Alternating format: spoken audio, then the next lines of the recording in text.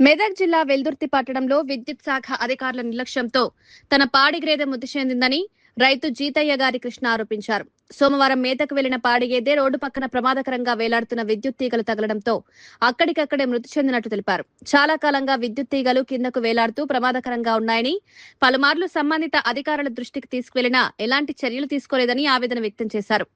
ఈ నిర్లక్ష్యం కారణంగానే సుమారు 70,000 విలువైన పాడిగేదెను కోల్పోయి తీవ్ర ఆర్థిక నష్టం వాటిల్లిందన్నారు. ఘటనపై సమగ్ర విచారణ నిర్వహించి బాధ్యులపై చర్యలు తీసుకోవాలని, తనకు తగిన నష్టపరిహారం మంజూరు చేయాలని రైతు ప్రభుత్వాన్ని, విద్యుత్ శాఖ అధికారులను కోరారు. పెద్ద లైను ఆనుండబట్టిన సపోర్ట్ వైర్లు దిగిపోయి కింద వేలాడుతుండగా బర్రె మేసుకుంటూ పోయి దానికి రాసుకోగానే కరెంటు పాస్ అయ్యి అక్కడనే బర్రె చనిపోయింది.